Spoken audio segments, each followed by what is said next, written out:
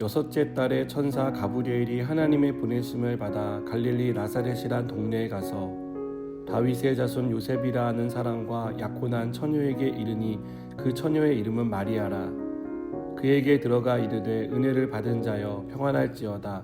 주께서 너와 함께 하시도다 하니 처녀가 그 말을 듣고 놀라 이런 인사가 어찌함인가 생각하매 천사가 이르되 마리아여 무서워하지 말라. 내가 하나님께 은혜를 입었느니라. 보라 내가 잉태하여 아들을 낳으리니 그 이름을 예수라 하라. 그가 큰 자가 되고 지극히 높으신 이의 아들이라 일컬어질 것이요 주 하나님께서 그 조상 다윗의 왕위를 그에게 주시리니 영원히 야곱의 집을 왕으로 다스리실 것이며 그 나라가 무궁하리라. 마리아가 천사에게 말하되 나는 남자를 알지 못하니 어찌 이 일이 있으리이까.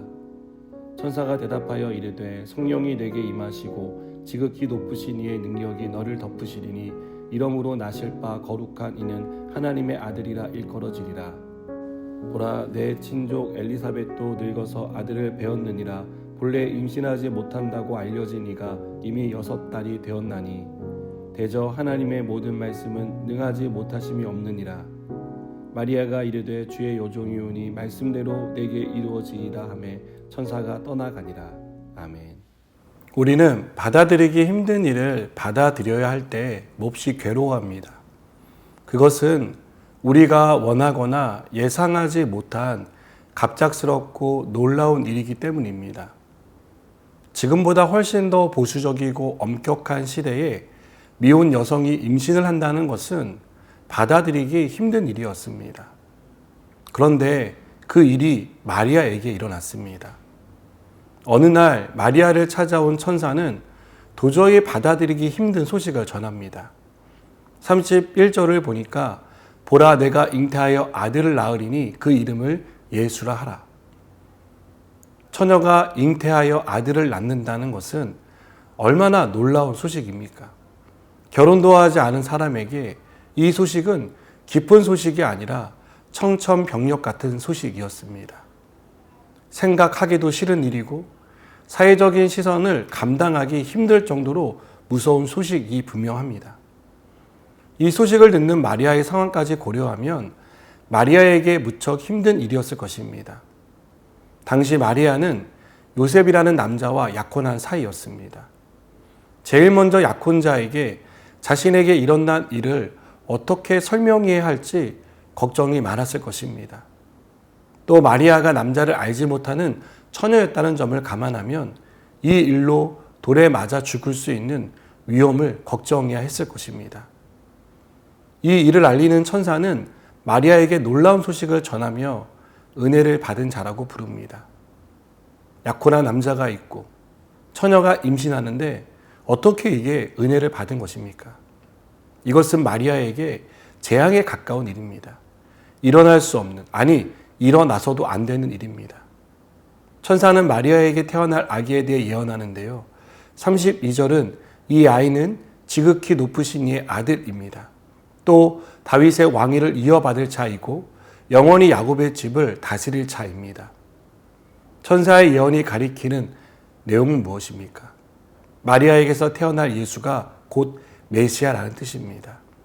온 세상의 죄를 지고 구원할 구세주가 마리아를 통해 태어난다는 것입니다. 여러분, 마리아는 무척 당황스러운 일을 만났습니다.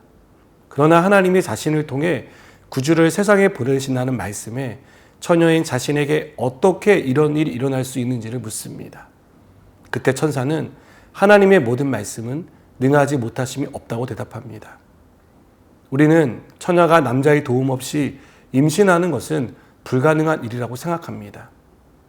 그러나 하나님께는 불가능한 일이 없습니다. 예수님의 탄생은 사회적인 통념을 깨는 일이었고 자연의 법칙을 거스르는 일이었습니다. 그래서 우리에게 놀라운 소식입니다. 그러나 이보다 더 놀라운 것이 있습니다.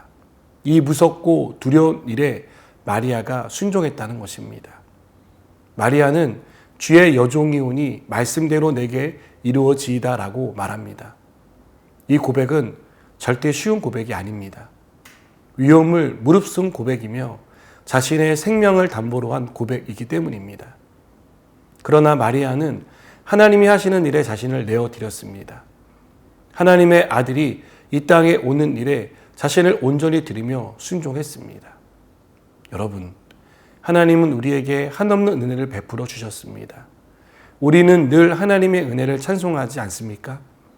그러나 우리가 은혜 받은 사람으로서 하나님의 말씀에는 미온적인 태도를 보이고 있지는 않습니까? 예수님이 우리의 죄를 위해 사람의 몸을 입고 이 땅에 오셨습니다.